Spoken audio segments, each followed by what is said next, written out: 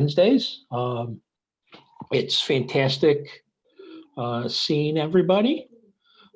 Just to give everyone a heads up and a reminder, this session is being recorded. So if you do not want to be part of the video record, please go ahead and shut your cameras off.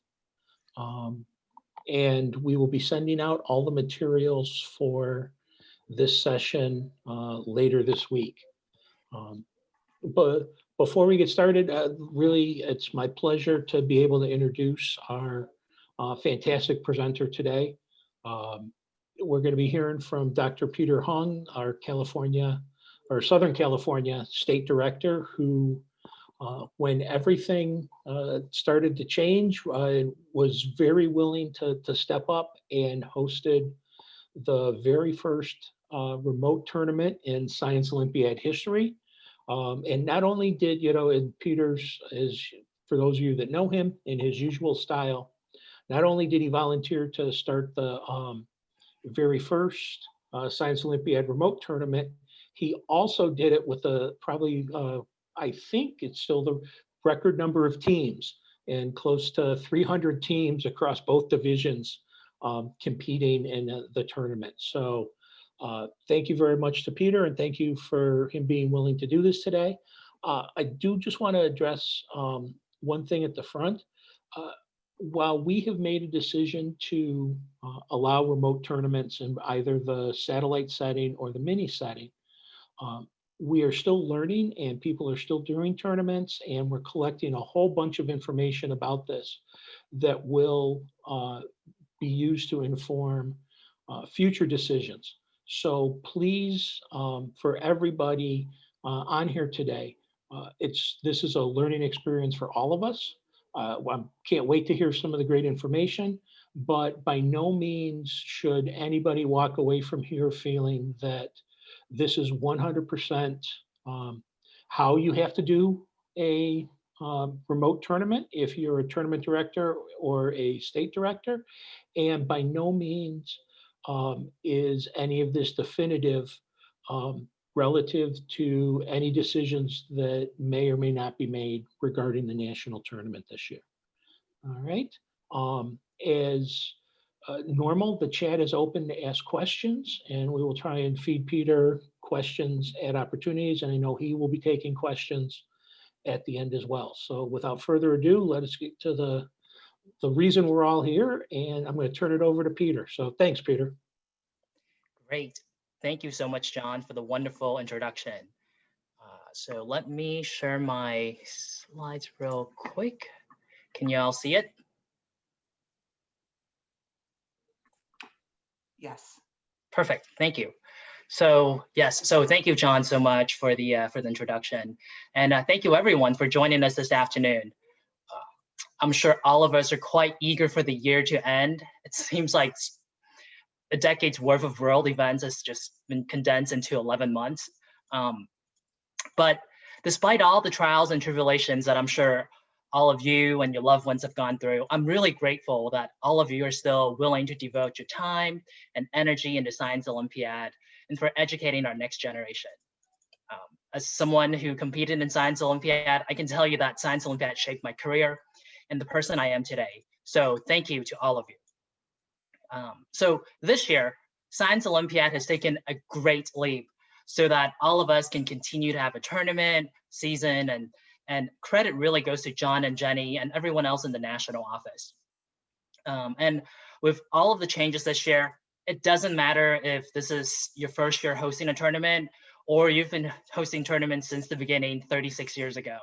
I hope that the workshop today will not only help all of us with our tournament season, but also break down the geographic barriers that there might have been in the past so that we can all collaborate more often together and share best practices and resources.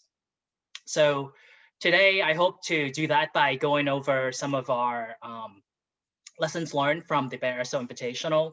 And I'm going to do that by going over the tournament overview, and then I'll talk about some of the events, what we did with them, especially some of the alternate events that we've had to kind of tweak to make them work this year.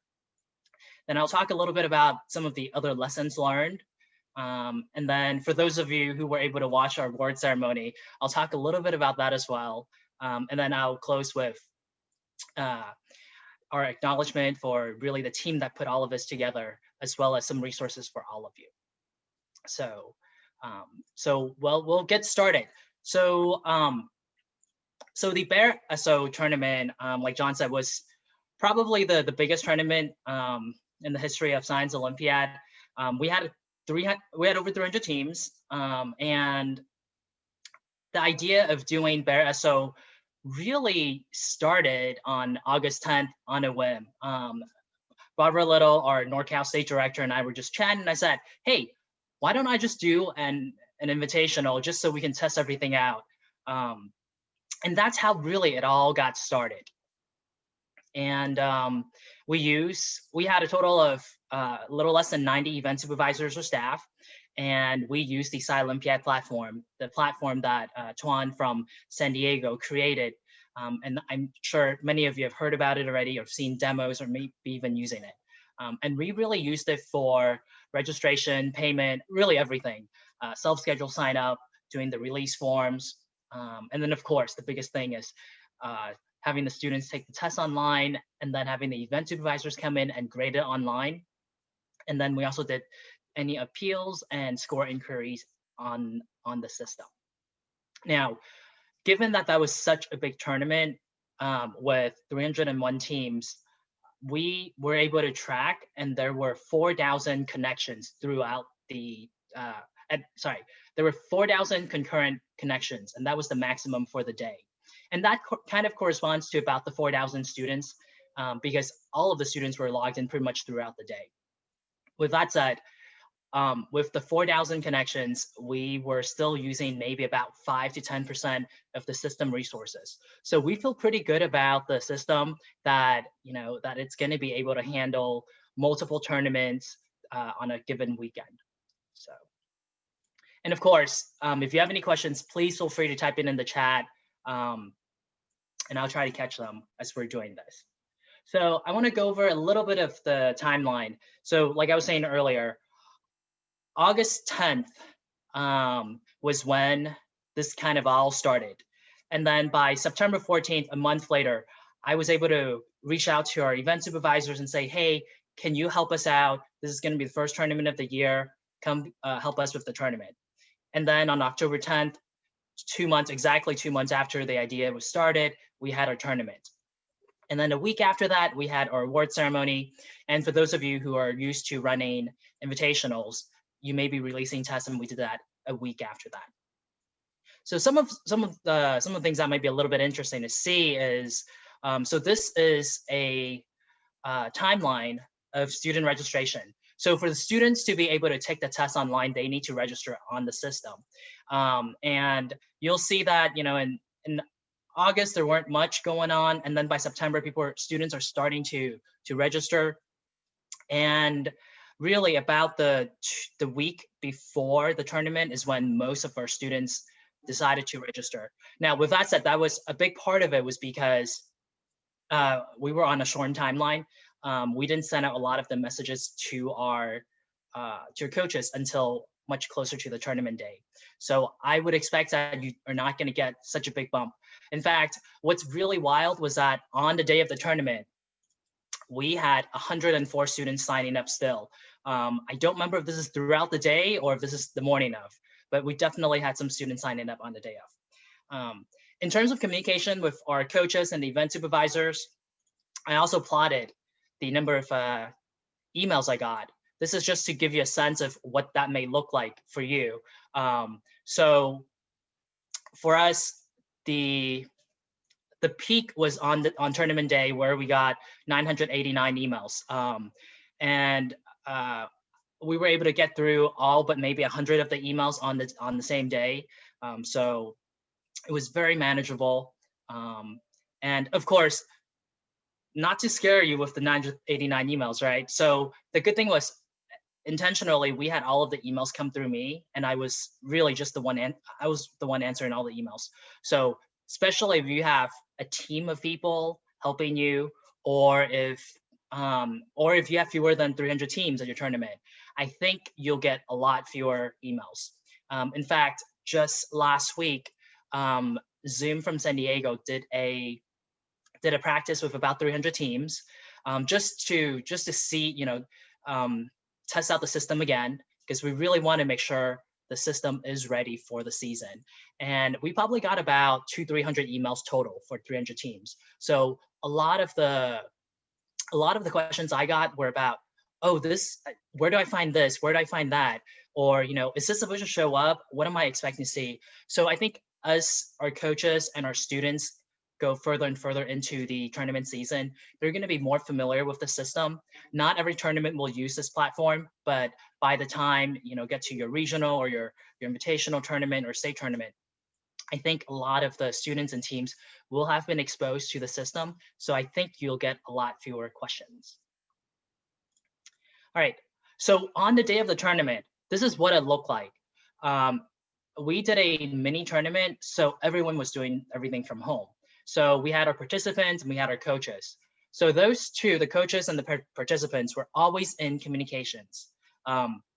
So if there's, if they have internet problems, they will let the coach know. And the participant is also talking to the event supervisor, but only during the event. Right, and there is a chat function built into the system, into Olympiad, that allows the participants to talk to the event supervisor when the event is ongoing. And of course, if there are issues where the coaches need to talk to me, or the event supervisor has a question, they can always reach out to me as the tournament director. And the way we did that was, for the coaches, I told them, all right, if you need to reach out to me, do it by email. And then for the event supervisors, if you need to reach out to me using by calling me. And that seemed to have worked pretty well, because it really helped me differentiate between, if it's coming through an email, I know it's from a coach. If it's coming from a call, it's an event supervisor. So that really helped. Right. So in terms of our staff, tournament staff, and what we did. So I was the tournament director. So I was responsible for setting up the webpage. And when the registration fees came in, I was the one who was collecting them, putting them into the system. Of course, if people paid by PayPal, it was integrated already into the system, so I didn't have to do anything there. I was also the one who corresponded with all the coaches and the event supervisors. And then after the tournament, I was the one who ordered all the medals and trophies. And we did have someone who was coordinating the review of the test to make sure the quality of the test was reasonable. And so our test review coordinator was the one who went through all the tests, communicated with the event supervisor, and said, hey, we're going to take your test and share it with someone to review your test and make sure if they have any questions, to make sure the test is ready to go before the tournament. And then we also have our score master. Our score master was absolutely fantastic. He did everything that you would normally see a score master do at a tournament, which is the score counseling and making sure all the scores look right before we publish them for the awards and after the awards. And then we also had someone who were putting together all of the slides for the award ceremony. For those of you who watch our award ceremony, I think you saw that for every event, for every team, we put up the picture of the participants if they sent us their pictures. So George Sun, for those of you who know him, he was the one responsible for our slides, and he did an amazing job putting all of those slides together. I think in total there were about 700 slides that he put together the week before the award ceremony. And then we also have someone who was really putting together our video and video editing. So we collected videos from our participants to say words about what the thoughts were about BEARSO. He was also responsible for the graphics and the overlay. And that really was what made, I think, the award ceremony feel a lot more professional. And last but not least, because as an invitational, we wanted to release our tests after the tournament, we had someone who went through and review all the tests, make sure the formatting looks right when we print it to PDF. So for those of you who are running regional and state tournaments, you probably don't release your tests, and you probably don't need to do that. All right. So in terms of events, these are the events we ran. So the events with a little star next to it, those are the ones where we did not do the hands-on component. And then there were a few events where we did the alternate events. So for Boom Believer, we did digital structures. For experimental design, we did experiment and data analysis. For Write It, Do It, we did Write It, CAD It. And then for Elastic Launch Glider, we did helicopters so that they can do it at home. And then for Ping Pong Parachute, we decided to swap it out with Codebusters. And all of these rules you can find on the trial event page on the national webpage. Of course, these are slightly different from what National's recommended slate for the mini events, mini SO format. All right, and in Division C, we did something similar. Boom Believer was placed with digital structures. Experiment design was replaced by experiment and data analysis. Write It, CAD It, replacing Write It, Do It. And for Ping Pong Parachute, we put in a new event, cybersecurity. It's an interesting event. I think it's promising. And then for the flight event, we also did a helicopter. And then just to try things out, instead of gravity vehicle, we did vehicle design, an event that came out of Virginia. It is the event which, instead of building the vehicle, students have to write about how they would build the vehicle. And I see there was a question about the role of the score master. So score master, going back a couple slides, the role of the score master is the one who is communicating with the event supervisor, verifying that the scores are inputted correctly. Now, in the past, when it's pencil and paper, the score master would help the event supervisor and spot check a couple of tests to make sure it was scored properly, added correctly.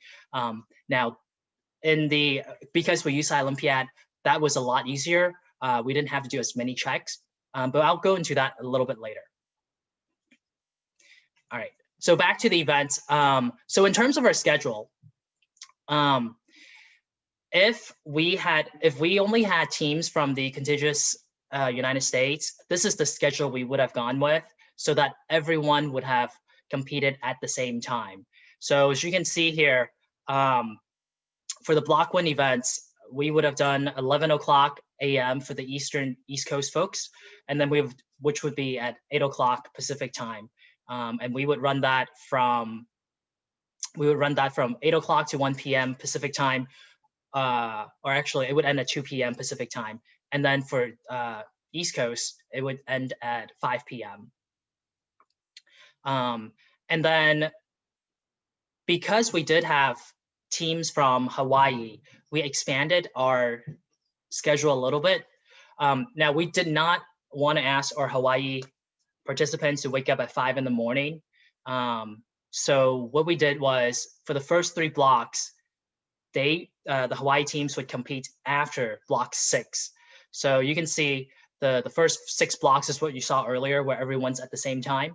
And then after block 6 for everyone, we went back to block 1, 2, 3 for the Hawaii teams. And we can do something similar for the Alaska teams if we had that.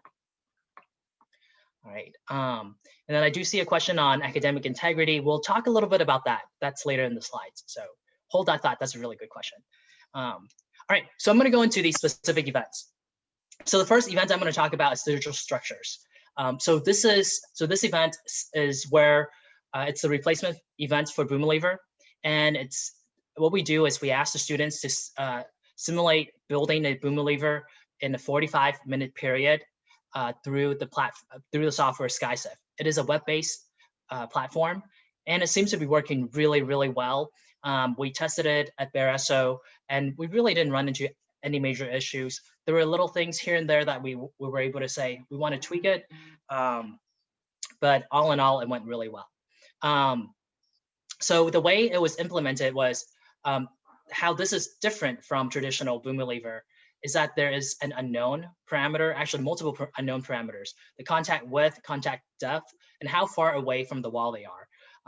Because we're building this through a software, we have the luxury of changing the parameter. So this is very much like all the other building events that you see, where there is an unknown factor. And for us, that was the distance from the wall, the contact width, contact depth. And you can see more about this event in the trial event rules. And so we still kept the rules pretty much the same. Students have to estimate their efficiency. And so what we did was we gave them 5 minutes after hearing the contact depth and width and the distance from the wall. They have to tell us what they think the estimated efficiency would be, and we use that as a tiebreaker. But of course, we didn't really need the tiebreaker because the precision in SkyCiv is so high that there was really not a need to go to tiebreakers. And then Event Supervisor had a unique link to download the scores, and it was a really easy plug and play into the scoring spreadsheet, and then we got all the rankings done. So that was probably one of the easier events to run. Probably one of the easiest events to run. I would say it took the Event Supervisor maybe an hour total to get all the scores in. So yeah. And then at the bottom of this page, when you get these slides, you can click on the link. There's a link to the tutorial that Virginia Science Olympiad put together. So hopefully that will be helpful. All right, so our next event is Mission Possible and Mousetrap Vehicle. And feel free to type in any questions you may have in the chat as we go through these events. So it's a little less confusing if we don't have to go back to the events later on. All right, so for Mission Possible and Mousetrap Vehicle, what we did was we ran the event like we normally would, and we asked our students to do a video call to us so that we can see what they're doing. So for the video call, for that to work, we require the team to have one adult from the team to be on the call. Of course, the student needs to be on the call. And then we required at least 2 personnel from Science Olympiad to be on the call. And this is to follow the never alone policy that Science Olympiad has. Because this is a mini SO tournament, we did ask our participants not to be physically together. So one participant would have the device and they would test it and they would demonstrate it. And then the other participant would help with calculations, giving advice through the Zoom call. And we had 9 event supervisors run each of these events. And we gave each team about 15 minutes. And there weren't really any issues that were reported, and things worked really well. So I was a little skeptical personally when I first heard about this, of not being able to see all the stuff for Mission Possible. Because for those of you who've judged Mission Possible, you know how hard it is to judge this event, even if you're in person with 3-4 event supervisors looking at different angles from different perspectives. So we pretty much told the students, if we can't see it on the screen, we can't give you points. So they did a really good job at making sure that all the parts, all the tasks were viewable. Of course, it was a little bit easier this year because Mission Possible B is all mechanical. So we were able to see the items move, see the task in progress. So that really helped. One thing that we did tweak was that we gave them an unknown target time for regionals. Normally in the rules, the target time for regionals is 60 seconds. But in this case, what we did was we said, all right, we will do an unknown target time as well, so that they would really have to set up during the 30 minutes. And at the beginning of the 30 minutes, once they call into the video call, our event supervisors ask them to pick up their device from the table, put it on the ground, and then put it back up. That way they can't set like dominoes and other fragile things up ahead of time. So they really have to set things up 30 minutes before, or in the 30 minutes that they're allotted. So that seemed to have worked really well. Really props to Manly for figuring that out. So we're really excited to be able to run that event this way. And then for Mousetrap Vehicle, one of the things you may notice from this year's rules is that the vehicle speed is not in the scoring, it's not part of the score. So because of that, it really allowed us to run this event at different locations. We had people who were running this on concrete, on tennis ball courts. So it really allowed this event to be done at a wide range of venues.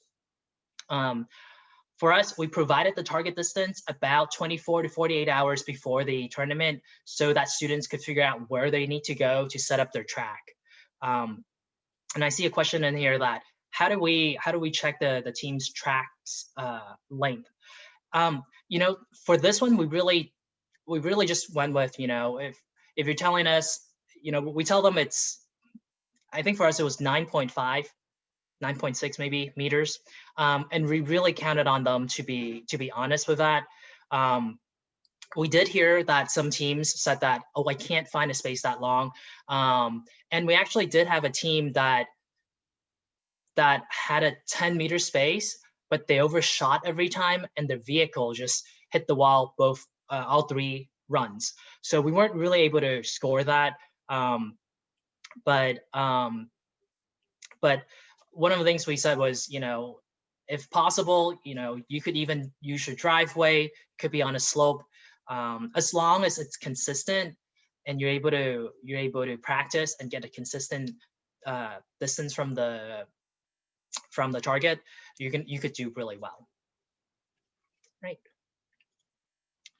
And then in Division C, we did vehicle design. So like I was mentioning earlier, this is an event from that came out of Virginia Science Olympiad. And this is a pencil and paper version of Gravity Vehicle, where students have to write up how they would build it, how they would refine their building, how they would test it, and all of that. Students had to submit the report a week in advance because the event supervisors need to read through them ahead of time and then interview and ask them questions on the report. So for this event, we had 8 event supervisors to read through all the reports. And it really did took a whole week to read through all of the reports. Now, with that said, we also had Division C 203 teams. So, if you translate that to a normal tournament, you can probably run this with probably 2 or 3 event supervisors over the course of maybe 2 days to read through all of the reports. And of course, the good thing about this event is once it was done, it was done. When they were done with the day, with the last interview, their scores were all completely done at that point. So that was something that was really nice about this event. And of course, it didn't require the 10-meter or the 12-meter space that we're hoping that students would have at home. So, all right. Our next event is helicopters. So we ran helicopters in place of Right Stuff and Elastic Launch Gliders. So as you know, Right Stuff and Elastic Launch Gliders require pretty much a gym to run this event. Helicopter is unique in that they were able to run this at home. Helicopters, you pretty much just build it and you wind it up and you let go and it goes straight up and it walk around the ceiling a little bit. Very often you'll hear helicopter being called the ceiling walkers, and that's where they get the name. But this helicopter really allowed us to run this event without a large space. As long as the ceiling is reasonably flat, we could run it. And the way we did this was we told the students to record a video. So we gave them a special word in Olympiad. So just like the tests, they're the tests in Olympiad that are time released, we use that function to release the special word. So I think for us, the special word was grizzly for one of the divisions. So students wouldn't be able to see what the special word grizzly is until between 8 o'clock and 5 o'clock on tournament day.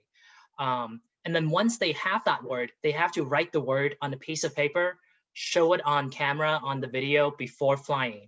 And this is our way of making sure that the video we get, it was taken on the day of the tournament and not taken during practice in the 2-3 months leading up to it, because it's always possible to have someone say, well, I got a 10-minute helicopter flight because that was the best I got over the past 2-3 months of running this event. So that was one thing that we did that helped with it. A recommendation I would have is actually, instead of having them write the word on a piece of paper and then show it on screen, just point the camera at the screen and have them click on the test. The test only opens between 8 and 5 or whatever time you set it to. And then if they record a continuous video, that will tell us immediately that the video was taken on the day of the tournament. And of course, what I really liked about this event was that they when they submit the test, they actually submitted the time. They wrote down the time of their flights and then submitted the video. And the event supervisor was able to just mostly go through the top 50 teams and make sure the times were reasonable. None of the students put in a fictitious time, but that was our way of checking to make sure the time is accurate. All right. Any questions on helicopters? Oops. All right. So we'll move on to the next event, protein modeling.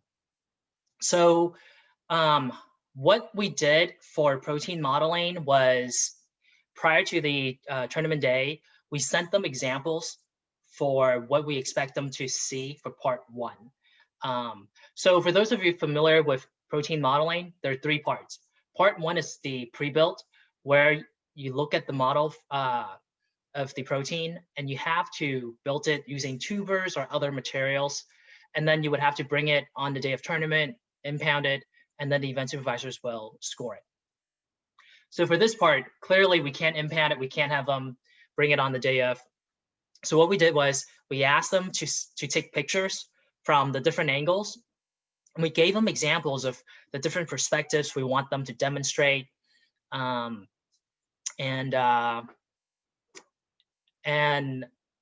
People did that. The problem was it was extremely challenging to grade it.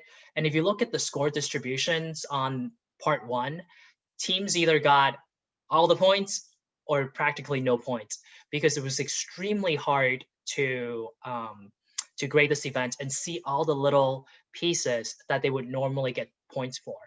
So personally, my recommendation is don't run the part 1 of this event. All right, on to the next event, Codebusters.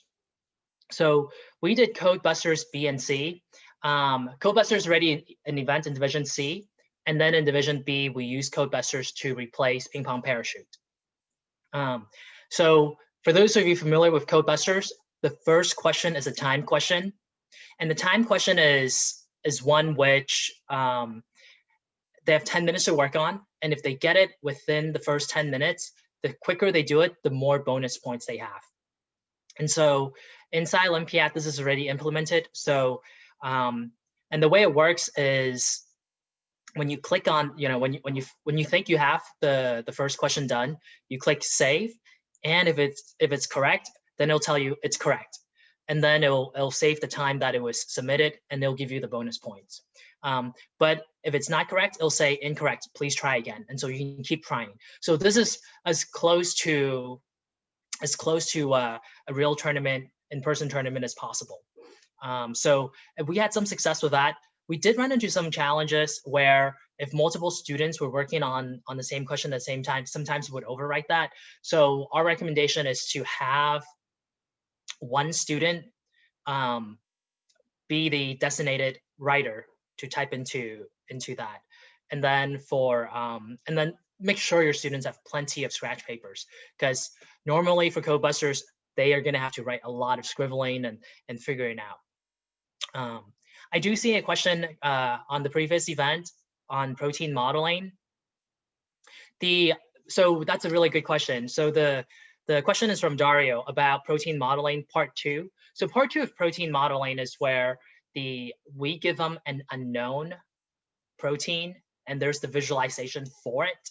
and then they have to answer questions based on that. The files were not very big. The files are actually pretty small. And the way it works is there is a PBC or PCB file that comes with for each protein, and they just load it into the software. Now, usually for invitationals, usually for regionals and states, MSOE, the sponsor for protein modeling, provides the visualization file on the that's web-based, so that's really nice. For invitational, very often the event supervisor has to ask the students, or the event supervisors have to download the software so they can see the file. This year being online, what that means is you can have to ask your students to download the software ahead of time, tell them which softwares are acceptable and compatible, and then give them maybe a sample file so they can make sure it works, and then on the day of, give them the file. So I hope that answers your question. All right, so moving along to our next event, Write It CADed. So Write It CADed is an event I'm really excited for. We use Write It CADed to replace Write It Do It. So in traditional Write It Do It, you would give the model to the student, to the writer, and they have to write up how they would actually put together the structure, and then they would give the instructions to the cadder or the doer, and they have to reassemble the parts. The way it worked for us is, instead of giving them actual models, we provided them screenshots within a CAD file, and then the writer has to look at these screenshots, write up how they would build it, give it to the cadder, and the cadder would get a CAD file with all the pieces, but they're moved around. And then they have to move the pieces back together and assemble it, just like they would have to do a normal Write It Do It. For this event, it was hard to make sure that there's academic integrity, because students could, in principle, send pictures to the cadder. And so what we recommend is review all of the writer's instructions and make sure the cadder doesn't have stuff built in that they wouldn't be able to do that's not written in the instructions. And I see a question about the software. So let me go over that in the next slide. Are there other questions? And in the meantime, give me 1 second while I plug in my laptop so we don't have enough battery.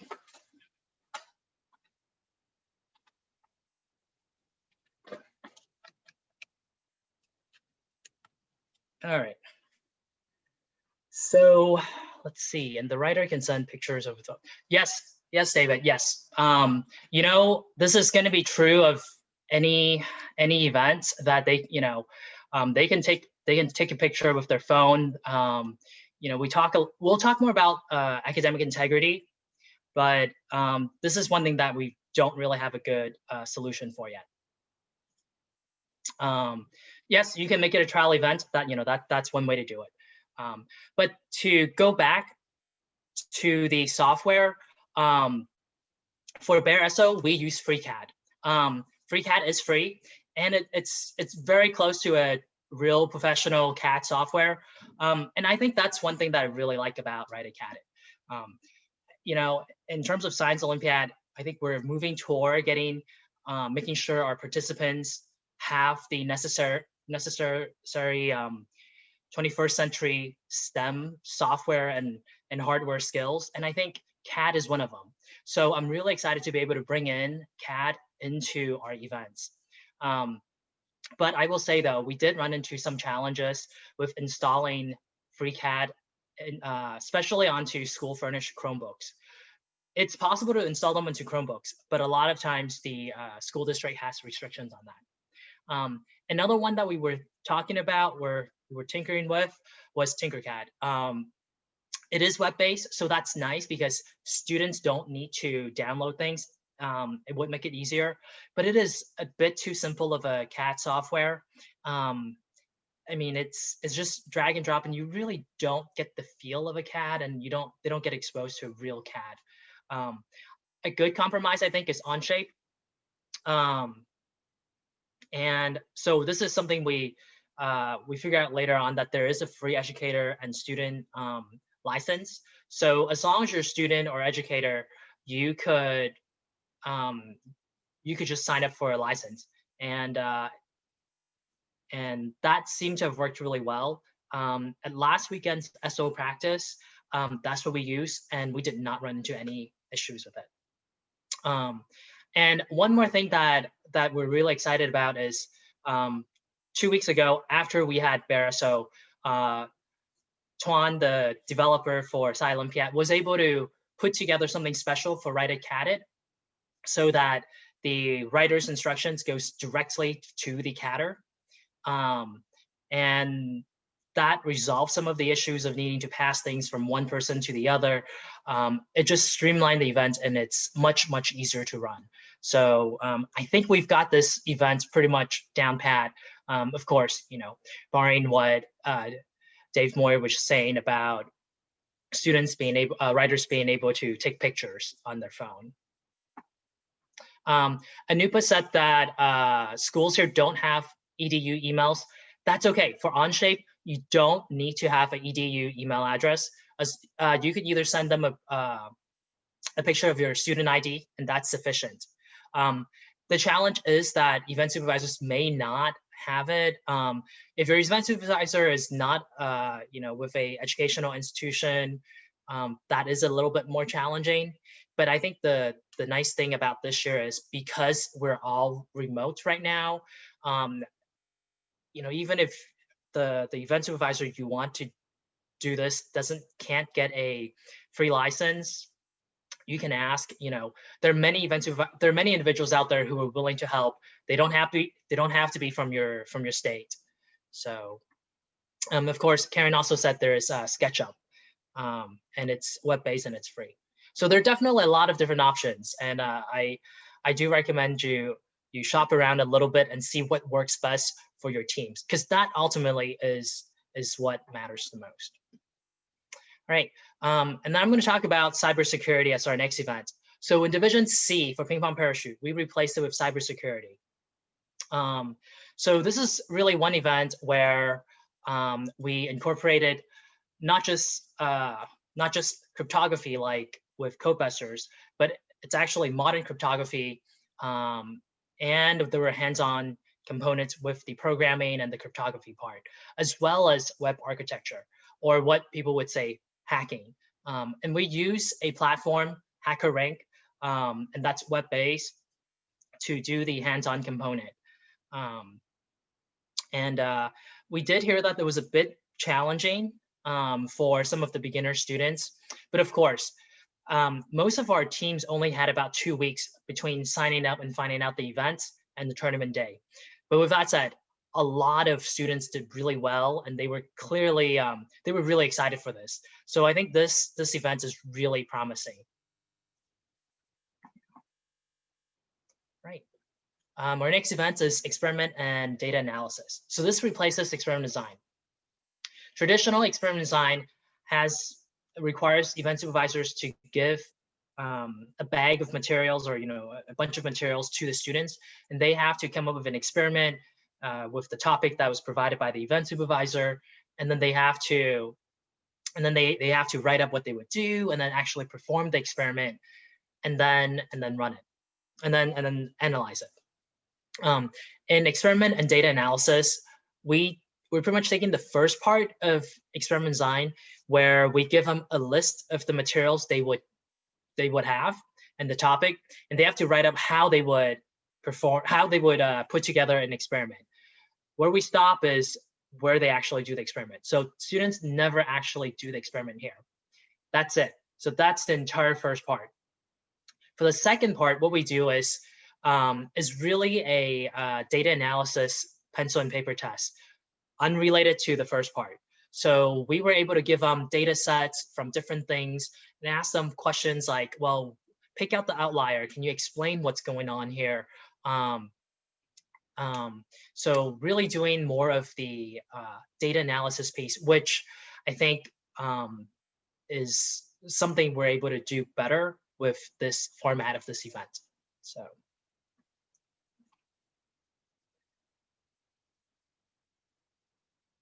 All right. So those are all the event-specific things that I have. Are there any questions about the event-specific slides that I just went over? All right. If not, we'll move on ahead with the online resources. So these are other things that we've learned throughout the session, running the BEARSO tournament.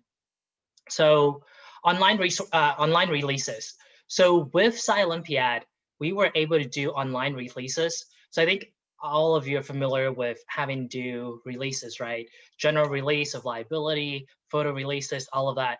We were able to do all of that inside Olympiad through an online release.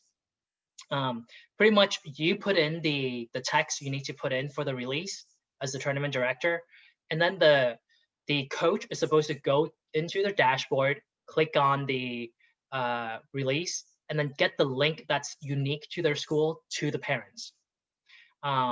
We did run into some challenges, and in particular, so this is the page. This is the page the coach should see. So you can see on the bottom there is a link pointed at by the green arrow. That's the link coaches are supposed to give to the parents. Instead, a lot of coaches gave the link at the top, the URL, pointed at by the red arrow. So that was what we that was one of the challenges we had. So my only recommendation is make sure you give clear instructions on how to get to the release page, and make sure they give them the URL that's in green and not the one in red, pointed by the red arrow. All right. And then the next topic I want to go over is student communications.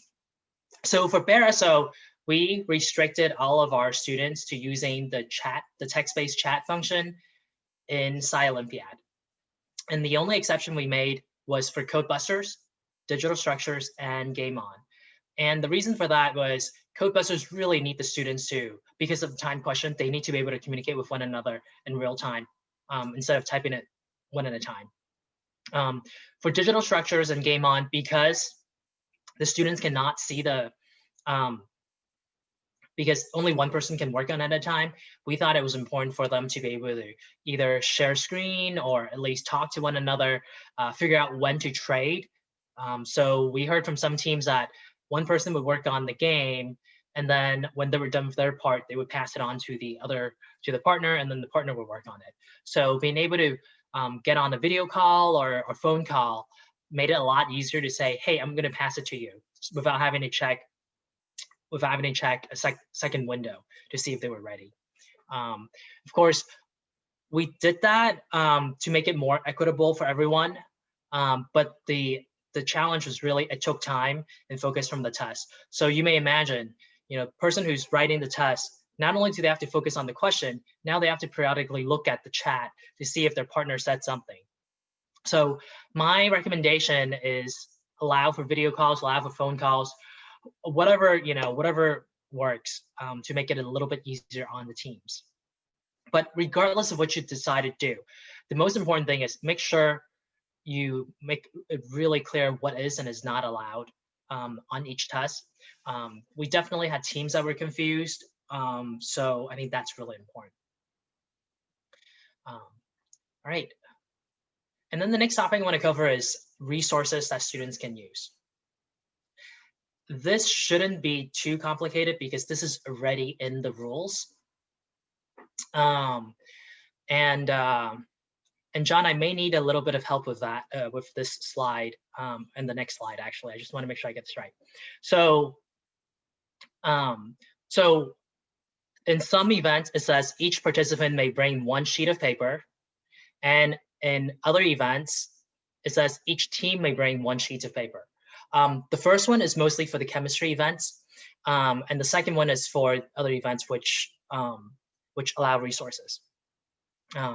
Because of the COVID guidelines in the rules manuals, it says that if it's not already allowed, each participant may have a set of their own resources.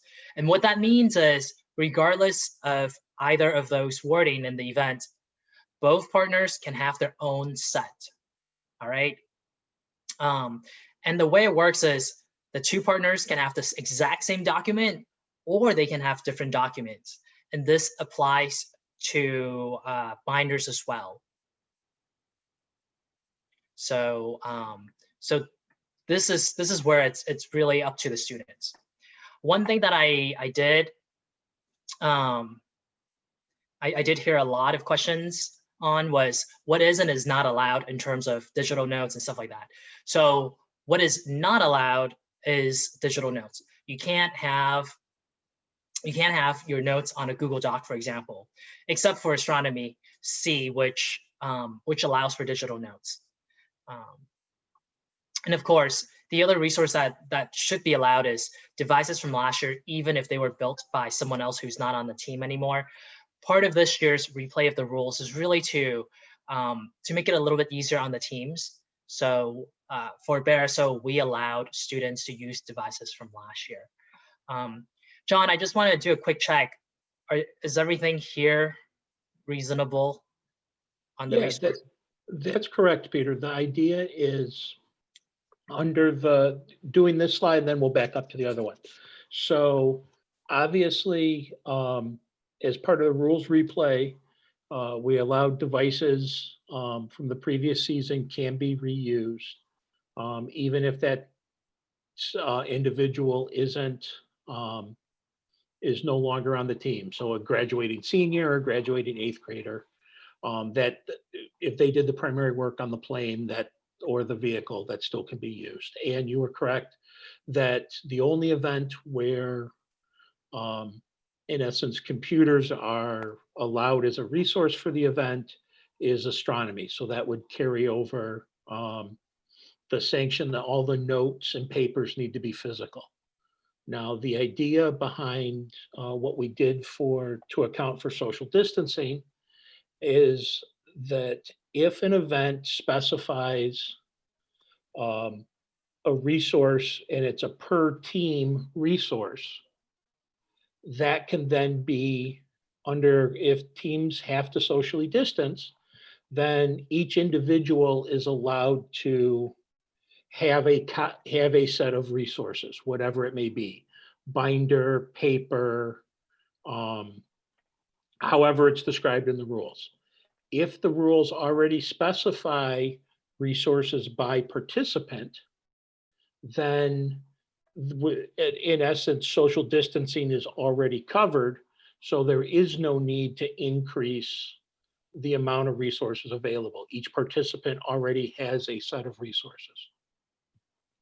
And as always, we're not getting into whether or not the resources are exactly the same or different. That's a coach and partner decision. You can make pro and con arguments for both approaches. And I saw in the chat there was a question in there about monitoring, right? But in essence, we are not able to effectively monitor, just as we wouldn't really monitor in a face-to-face tournament, in a traditional in-person setting, the exact nature of the resources. So if and I think the concern always comes from, if the kids have too many resources, then it's going to potentially make the test too easy or give them some sort of advantage relative to the test. And as we've said, usually throughout this, we have to tackle that aspect of academic integrity through our test design. And anyone that hasn't watched it or didn't participate in it, I'd encourage you to take a look at the test rating workshop that we did last week. is a way to, you'll get ideas on how we handle test design. All right. So yeah, at that point, Peter, I'll turn it back to you and we'll move on to the rest. And then I see some bunch of activity in the chat. We'll take a look at it and figure out what we can answer here at the end. Sounds good. Thank you so much, John. So, all right. So then the next thing is actually something that a few of you have touched upon already, is the academic integrity. How do we prevent them from using resources they are not supposed to? So one of the things that's super helpful is the timer on the Olympiad. And this timer is the timer that keeps track of when the student is outside of the browser. So if they're taking the test, there's really no reason for them to go outside of the browser. And except for a couple of events like astronomy. And so what the system does is if they were to go to a different page, for example, they or go to a different tab or do something else, that will there will be a count up timer on Olympiad that tells them, hey, you've been outside of the browser for 1 second, 2 seconds, and so on and so forth. One thing a word of caution though, this is super sensitive. So what we found out was if the student has a desktop notification, if they get an email, that will trigger it. If, for example, if they're doing the test and all of a sudden they want to use their the wireless mouse and they plug it in, well, Windows Auto Plug and Play will have a window pop up even in the background. It will take away the focus from your from the page, just briefly enough, and so the system will think that you're outside of the test. So make sure to the things to remind your students. Make sure everything is set before you start the test. And of course, like John mentioned earlier, things to do is include deeper thinking questions. I encourage all of you to look at the recording from last week's presentation workshop. Really, John did a really great job talking about the different kinds of questions. How do you really get them to think a little bit deeper to ensure academic integrity? And then lastly, and this was kind of touched upon last week as well, is with the ID events, try to use pictures from an old textbook, things that they can't just take a picture with their phone and then Google will identify it, for example. If your event supervisor is finding all their pictures on Google, it would not be too challenging to do a Google reverse image where they put in the image and they're able to identify what web page it came from, what bird it is. So just keep that in mind. Now, with that said, Olympiad does have some safeguards against that. For example, Olympiad does not allow the students to copy and paste. So if there's a picture on the web page, they can't just right click and then copy or drag it into Google and search for it. But of course, if they have a phone, which most of our students do have, they can take a picture of the monitor, and then they can find out what it is. Hey, Peter? So, yeah. Can I just add real quick with the pictures? Please, for the ID events, I think one of the big things that as a event supervisor for ID events, we're not going to be able to rely on a sheer number of, here's a picture, tell me what it is. If you're going to use pictures and you're going to use identification like that, I would encourage you to use multiple photos, right? As Peter talked about, non-traditional photos, so older books, your own collections, and focus more on the compare and contrast. Or if you want to know, for example, and I'm going to screw it up because I don't know my birds real well, but if you ask which one of the following is a barn owl, and you have multiple pictures, is a more effective use than saying, tell me what the bird in question number 2 is, or tell me what the bird in figure 2 is. and then having barn owl be one of the answer choices. It runs too fast. Right. Yeah, that's a really good point, John. So those are some of the those are some of the things you can do to make your test a little bit more robust and ensuring academic integrity. And I do want to go back and touch upon the timer on Olympiad. So right now, it will give you the time of the student that was the total duration of the student was outside the browser. In the next version of this, we will actually get the duration of each time they go out, as well as the number of times they go out. We have found that to be a little bit more useful for the event supervisor. And yes, the event supervisor and the score master and the director can see all of that data when they go to the scoring section. So, so that's one way to really ensure academic integrity. And for those of you who are, I can probably say a little bit more about this area in particular. How do we not just prevent it, but also look out for it? For those of you, for regional and state directors, I'd love to have a separate chat with you at a separate time. So, and let's see. All right, so the next thing is submission outside of Olympiad. So we had a couple of events, and we were just testing this out, where, so for example, Chem Lab and Circuit Lab, where the event supervisor wanted to have the students submit their work. And we were testing that out to see how that would work. We tried a couple of different ways of doing this. So one way, well, in both ways, students have to take a picture or scan the test after they're done. And then one way was to have these students email the event supervisor with the attachment, the picture or the scan. The issue we had with that was sometimes it went to the event supervisor's spam box, and sometimes what we saw was the students put the wrong email address. Someone misspelled Berkeley, for example, and so the event supervisors never got the file until after the scores were released, and we're like, hey, what's going on? And we found that out. A better way that we figured out was using Google Forms.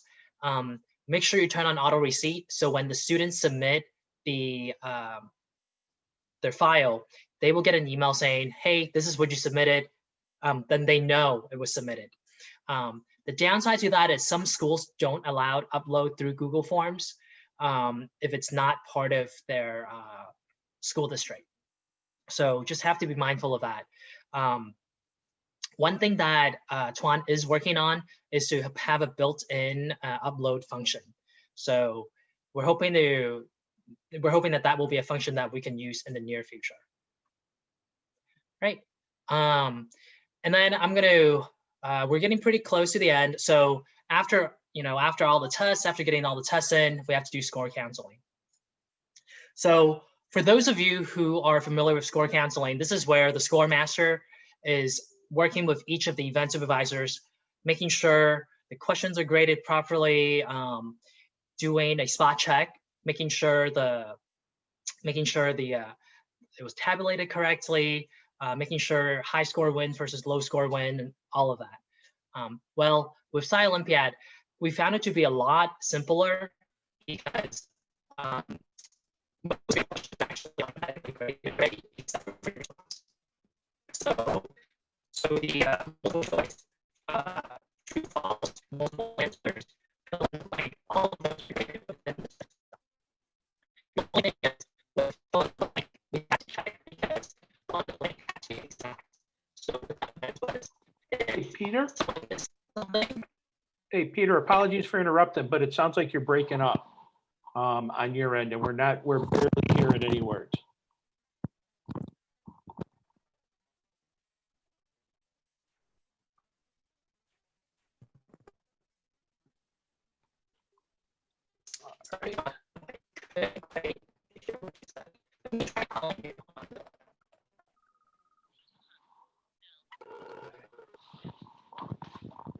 Hello, sir.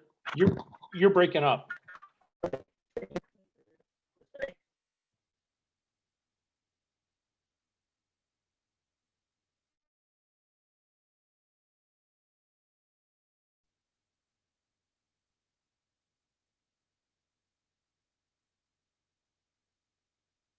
It probably started with the appeals. So I would probably just start your score counseling slide again. Okay. All right. Well, I hope y'all can. Perfect. All right. Sorry about the audio issue. And thank you, John, for patching me through. So with the score counseling, so for those of you who are familiar with score counseling, this is where the score master communicates with each of the event supervisors, making sure it was scored properly, so it was graded properly, tabulated correctly, and that there aren't any swapping of the scores. And I just want to do a quick check. Can y'all hear me on the audio? Yeah, it's looking like it's working, Peter. Excellent. Perfect. Thank you so much. So with Olympiad, it's much easier because almost all of the questions are automatically graded except for free response. So your multiple choice, your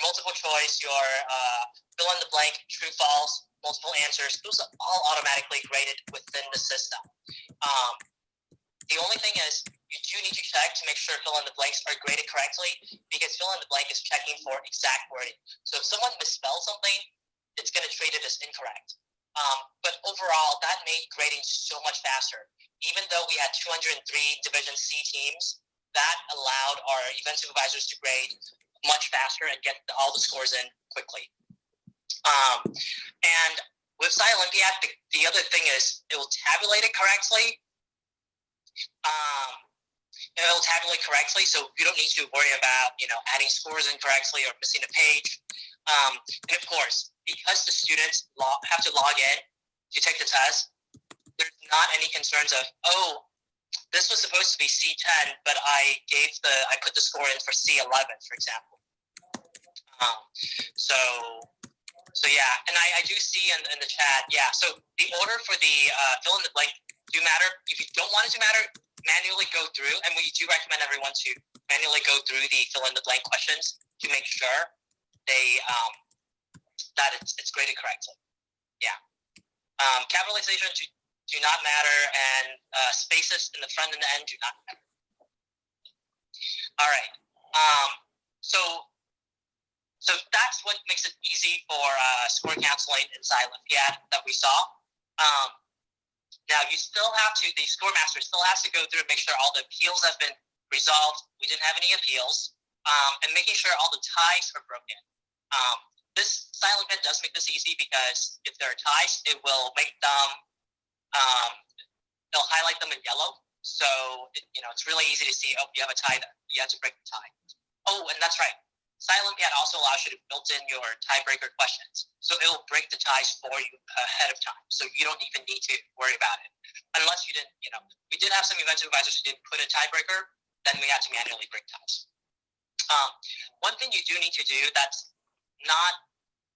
you might not need to pay as much attention to normally is making sure that the teams that are supposed to be participation points only or no-show are getting the right thing. The reason I say that is because, so for us, or for example, for digital structure, we had a test where they would, they go in the test to look at the unknown parameters. Well, if they click on the test, the system thinks that they took the test, and it's going to show that they participated with a score of 0. If they happen to just click on the test and didn't actually do anything in SkySift, that should probably be a no-show, for example. So that's where you need to go in and make sure that that's consistent. Yeah. All right. So that's all. That's about all for score counseling.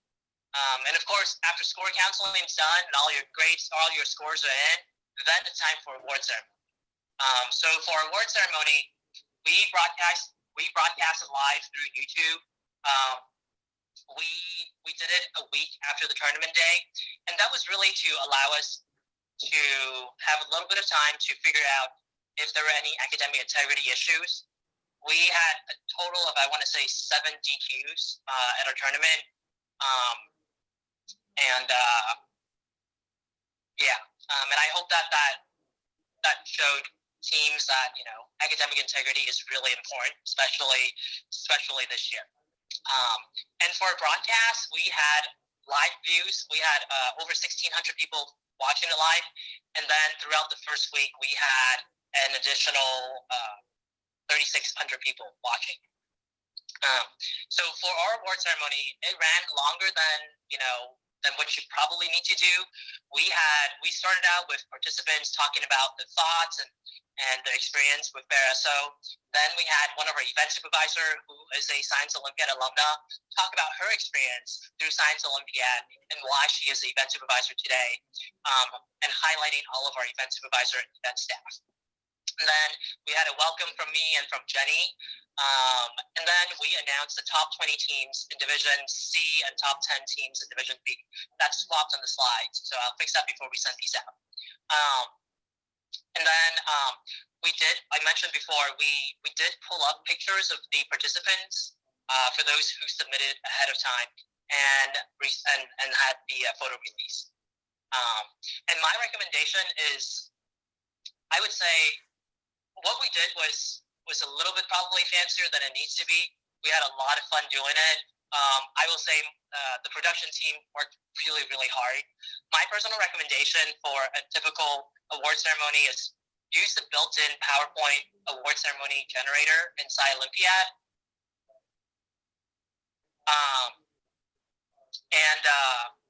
And then pre-record your award ceremony. And then publish it to YouTube Premiere. There's really no need to get the extra bit of stress of doing it live and making sure everything goes smoothly, unless of course you're really eager to replicate the stress you have at the award ceremony. All right, in terms of the award duration.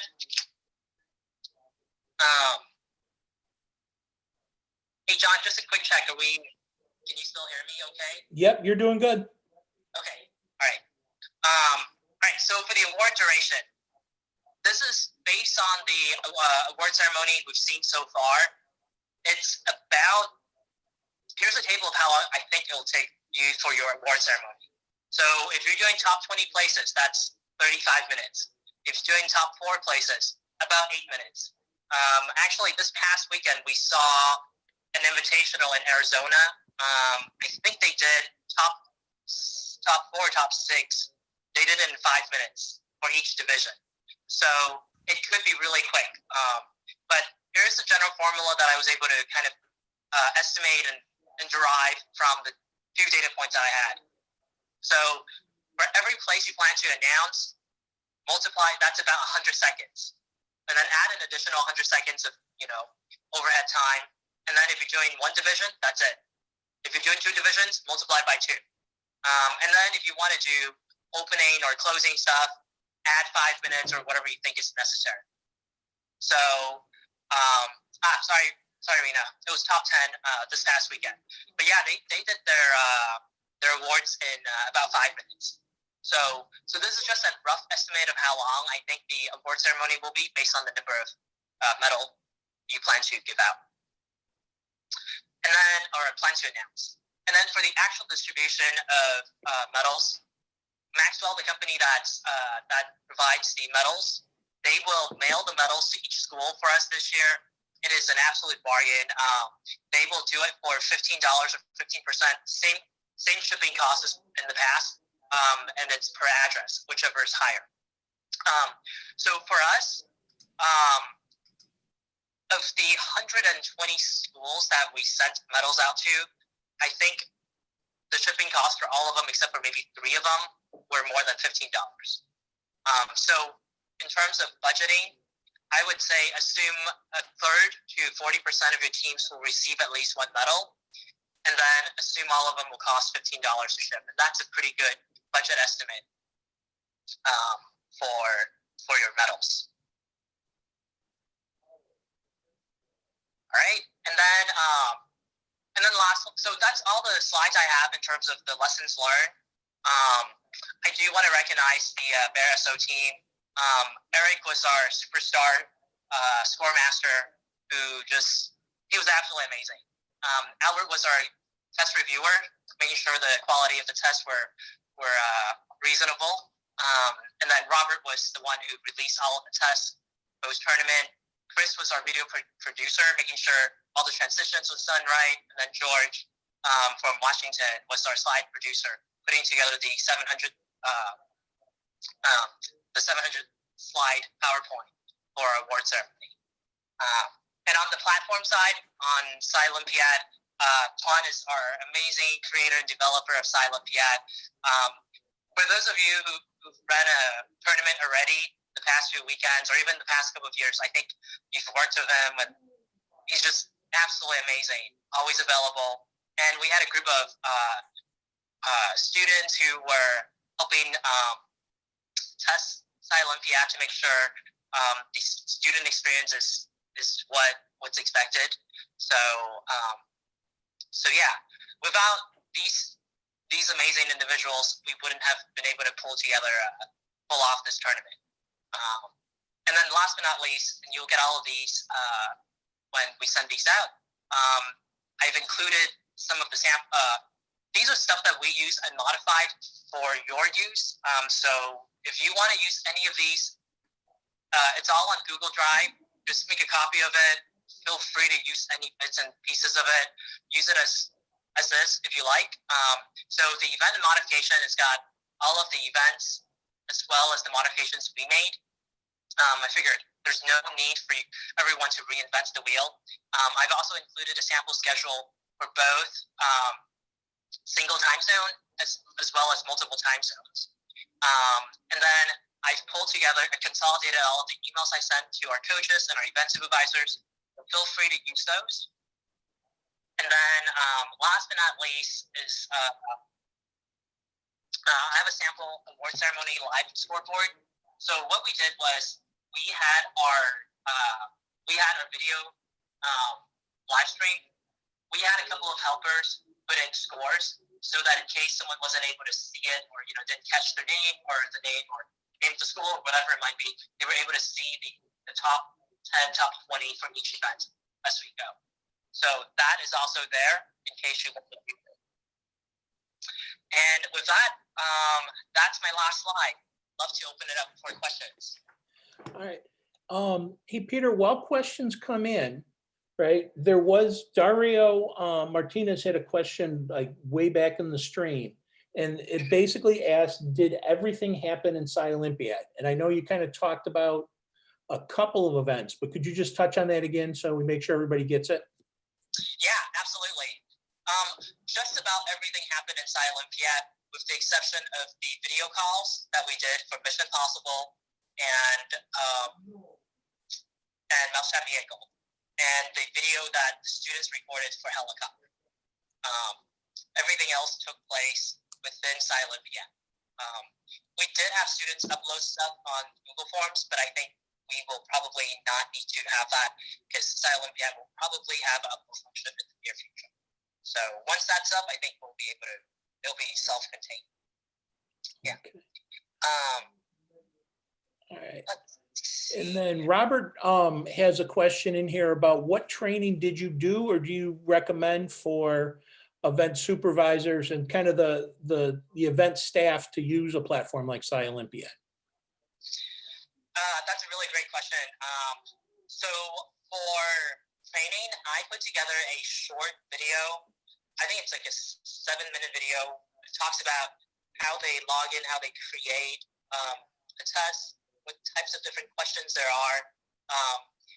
That is available already, but I'm probably going to redo that video because Juan has put in new functions, both in creation of the test questions as well as the grading. So I'm probably going to redo those videos this weekend and then have those posted on Olympiad. All right. And that, just looking at it, seems to be the big one. Gary, we see your thing about the text box and images, and we'll see what we can do about getting more information on handling that. Image training. So, okay.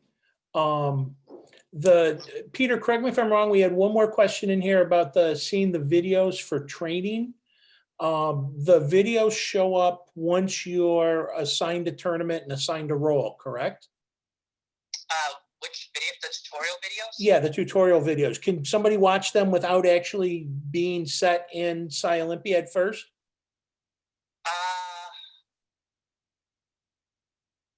I have to check. I think right now it's within the event supervisor dashboard as the resource. With that said, it's just a YouTube video, and I can just, I can make it available.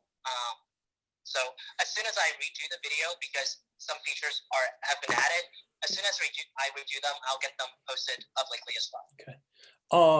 So relative to the questions about the videos for Olympiad, so this goes to Debbie's question, I think Mike's question and David's question. If you are assigned a role in Olympiad right now, those things will show up and become available to you. At the moment, so to Mike's question and Debbie's point about access to Olympiad, that's going to depend upon your tournament and the platform that your tournament director has decided. There are a couple of different options out there, and it's really on the state directors and tournament directors to make a decision how they're going to do some stuff. So we will try and work that through. If you have other specific questions and you've already been assigned, don't hesitate to either email myself or Mary Margaret, and we can get you linked up to the right pieces of information. Gabrielle has a question here about interactive test questions from websites.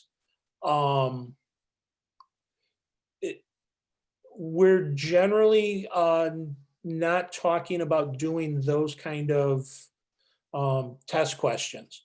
The model that Olympiad follows and that we really talked about with the test writing workshop last week is more of a static delivery of tests. So it's basically putting a paper pencil test onto a web form. Leslie, regarding the embedded videos, I would, even if you could, I would advocate that you don't necessarily embed videos, because embedded videos can cause bandwidth problems, as well as the fact, as we talked about, depending upon how the individual student's computer is set up to handle an embedded video, may or may not trigger the kind of the countdown timer for students working in Olympiad. So it's just something to think about. Hey, John, I can add a little bit to that. Yeah. We've actually seen it. So I think we've been able to figure that one out. So we've tested both having someone, put a link and then clicking on the link, going to external, going to YouTube, versus embedding it. I think we figured out that by embedding a certain way, the current way it's set up in the system, it will not trigger the timer. And the only thing is the name of the file is, you can still tell what the name of the file is. So I would say download the, if it's a personal video, upload it, rename it like question 35 or something, and then embed it. That seemed to have worked. So that, I think that may be working now. We did run into some issues where students were trying to leave, but I think we've sorted that out. Yeah. Peter, I was going to say, Mark's got a question here about penalties. Did you guys end up doing penalties for kids being, off test screen, or how did you? I mean, did you actually employ the timer in terms of and apply a penalty, or was it just kind of data collection at this point? For us, it was data collection. We did reach out to a couple of coaches where they were outside the test for about 10 minutes. So we reached out, and the coach came back and said, one coach said, you know what? I'm sorry. Our student was not. They didn't know what they were doing. They're new to the event, so they didn't do well, and they finished early, and they started doing other homework. So we had things like that. For the most part, we didn't penalize anyone for our tournament. With that said, because of our test, we were also able to figure out, well, if we really want to know what's going on, we need to actually figure out how many times they went out and how long each time, the duration of each time they left. So we were able to, so those are some of the new things that will allow tournament directors and event supervisors to get a better assessment of if they need to assign penalty points or not. Exactly. And I would, just to add on to that, relative to Mark's question, I would really encourage everyone to work as a tournament to decide how that information will be employed across all of the events. Because, and ideally we like to try and have some kind of standard within a tournament as to how time off, potentially time off task, or how some of this data may be used as opposed to doing it differently in each event. Right. I absolutely agree, John. Looking through some of these, we'll make sure all the tutorial videos will be available. And there is a tutorial section inside Olympiad. So we'll make sure that they're all available, open to everyone, not just within the role. So we'll make sure we do that. And then one last thing is, so last weekend we did a Science Olympiad practice, or actually 2 weekends ago, we did a Science Olympiad practice. Really, it was an opportunity. It was for teams to see what Olympiad platform looks like, so they can familiarize themselves before a tournament.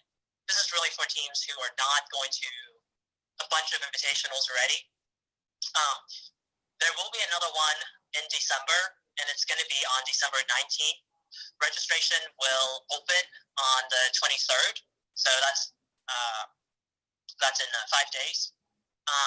And we're looking for event supervisors. So if, for those of you who are organizing a tournament, if you have event supervisors, you want them to get exposed to Science Olympiad, the platform, reach out to me, and we'd love to have them. So I think it was it Gary? I think it was Gary who said this earlier.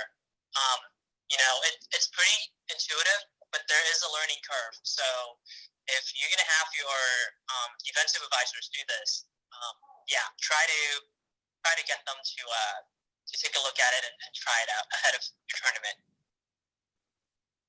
All right. Thank you so much, Peter. And just want to thank everyone for sticking with us. And as Jenny had put in the chat, thank you to everyone for being willing to work on this season and try all this different stuff out. We really, really appreciate it. As Peter said, he's going to make some changes to the slides, and we will get that information out to you guys probably, we're hoping, by the end of this week, and you'll get connections to all the links and a copy of the slides and the video and everything. So, and like I said, if anybody has any specific questions or you need help with something, please remember you're not alone. So don't hesitate to reach out to Mary Margaret, myself, anybody at the national office. And if we can't help you, we definitely can connect you with somebody that can. All right, so thank you, everybody. And since we will not be doing anything next week, on behalf of Jenny and Sharon and Katrina, Deb, Sherry, and Mary Margaret, please allow me to wish you and your families a wonderful Thanksgiving. I hope you get to enjoy the time, and stay well, everyone. See everyone. Thanks a lot, John.